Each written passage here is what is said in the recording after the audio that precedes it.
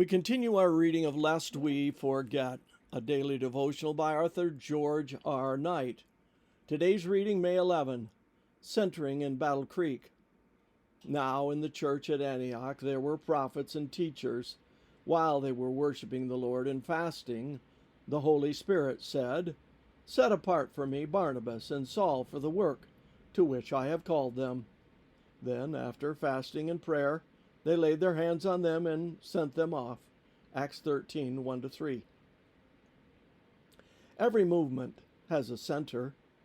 The early Christian church launched its mission to the Gentiles from Antioch in Syria. Battle Creek, a small town in Michigan, would become the headquarters of the Seventh-day Adventist Church during the 19th century. From its publications and missionaries would eventually spread to the far corners of the earth as Adventism ever more fully grasped its responsibility to preach the three angels' messages to all the earth. Sabbatarian Adventism first found a rootage in Battle Creek when the ever-moving Joseph Bates visited the village of some 2,000 people in 1852. His arrival put him in somewhat of a quandary.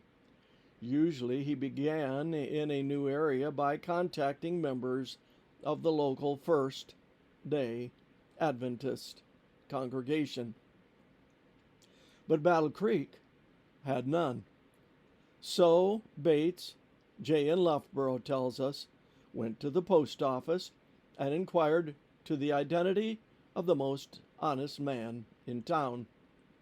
The official referred him to David Hewitt on Van Buren Street. Finding the Hewitts at breakfast, the intrepid evangelist told the head of the family that since people considered him the most honest man in town, he had some truth to share with him.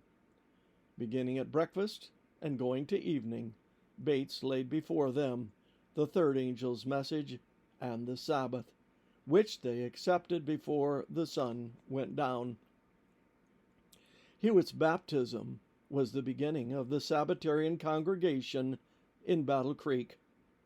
In 1855, 4 of Bates' converts, Dan Palmer, J.P. Kellogg, Henry Lyon, and Cyrenius Smith, provided funds for the Sabbatarians to build a publishing house in that city.